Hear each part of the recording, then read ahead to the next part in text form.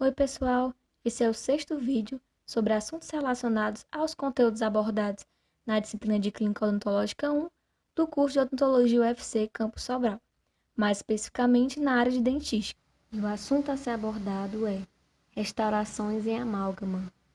O que é amálgama? É uma liga de consistência plástica formada através da mistura de mercúrio líquido e liga metálica sólida composta principalmente por prata, estanho, cobre e zinco. Ele é um material restaurador de uso direto que apresenta bons resultados e, no entanto, em razão da tecnologia adesiva, teve seu uso reduzido. Por que utilizar amálgama? Ele apresenta baixa sensibilidade à técnica, boa resistência, durabilidade. O que varia de um amálgama para outro, em termos de qualidade, é o tipo de liga metálica, a forma das partículas, quantidade de mercúrio, proporção liga-mercúrio e quantidade de componentes metálicos. Sobre os prós e os contras em se utilizar amálgama. Nos contras, ele não é um material estético e é composto por mercúrio, que é uma substância tóxica. Os prós são mais relevantes que os contras. Tem uma técnica simples de ser executada e uma boa resistência. Os principais componentes da liga de metais são, em maior peso, a prata, que confere resistência ao material, o estanho, que facilita a amalgamação, apesar de produzir subcomponente ruim, o cobre, que aumenta a dureza e a resistência da restauração, o zinco, que atua na desoxidação das restaurações em amálgama, pois reage com o oxigênio, diminuindo a formação de outros óxidos, o que reduz a oxidação das margens das restaurações, sendo as ligas que contêm zinco as que apresentam melhor desempenho clínico. Quanto à classificação das ligas, quanto à presença ou não de zinco, as ligas de zinco são mais frágeis e deixam a amálgama com menor plasticidade, o que vai interferir em algumas etapas do procedimento restaurador. Presença ou não de cobre, as ligas com cobre possuem entre 6% e 30%. Abaixo disso é considerado sem cobre. As ligas de metais, que se apresentam em pó, podem ser classificadas quanto à configuração física de suas partículas. A limalha, que são partículas heterogêneas e possuem formatos irregulares, partículas esféricas e ligas com partículas misturadas, dispersa, que contém tanto limalha quanto esférica. Quanto à fabricação, as ligas de limalha são fabricadas através de moagem e as ligas esféricas são fabricadas através de atomização. Reação de cristalização.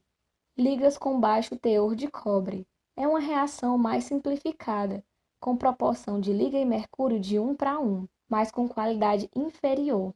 Tem-se a fase gama, em que a ligação entre prata e estanho reagirá com o mercúrio, e como produto dessa reação, a fase gama, não reagente, e formação de fase gama 1 e gama 2. A fase gama 2 é mais fraca e propensa à corrosão, e para eliminar essa fase mais fraca, surge a liga de alto teor de cobre, com mais de 6% de fase dispersa. Na fase dispersa, há uma mistura de limalha e partículas esféricas, onde a prata e o cobre irão reagir com o mercúrio e terão como produto os mesmos produtos da reação anterior, somado à fase dispersa não reagente.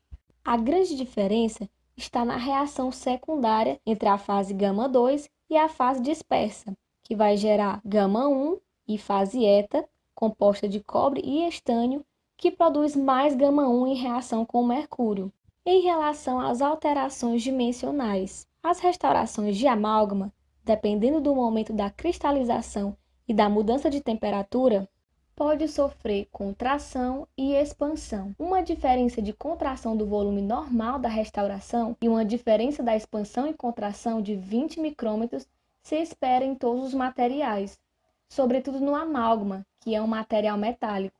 Clinicamente, a contração é ruim, pois pode causar microinfiltração e todos os problemas decorrentes disso.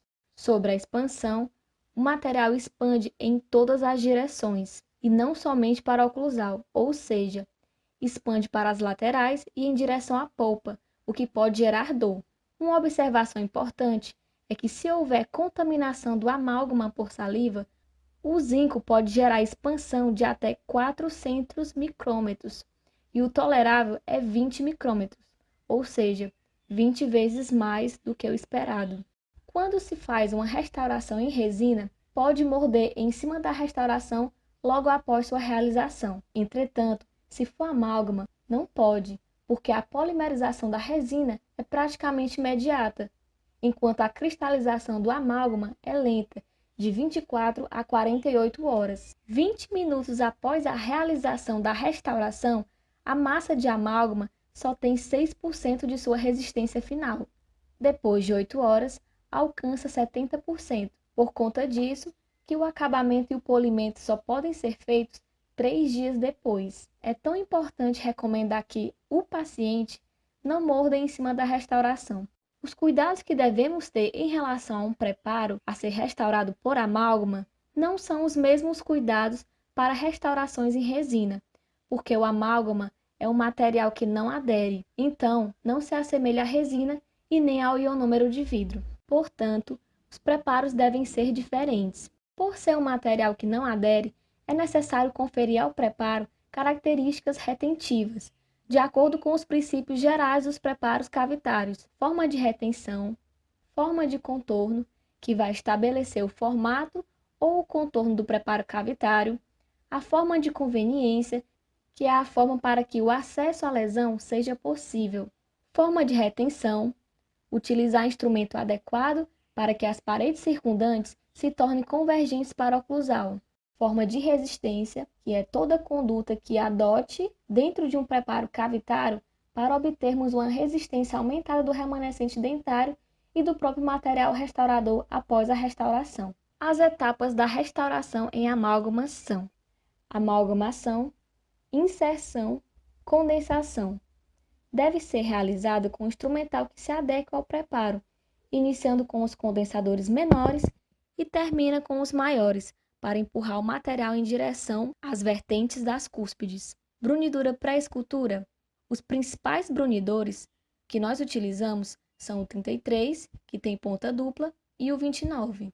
A brunidura pré-escultura serve para ajustar o amálgama às margens do preparo. Escultura. Somente se inicia a escultura da restauração quando o amálgama estiver completamente contido no preparo cavitário. Ela é feita com a espátula 3S, inclinada na direção das vertentes das cúspides. Brunidura pós-escultura. Aumenta a lisura superficial, melhorando a resistência da restauração. Chegamos ao final da nossa 6ª videoaula, onde foi abordado restaurações em amálgama. Dúvidas? Caso haja dúvidas, os monitores e professores estarão à disposição para esclarecer eventuais dúvidas. Essa é a nossa equipe. Um abraço e até o próximo vídeo.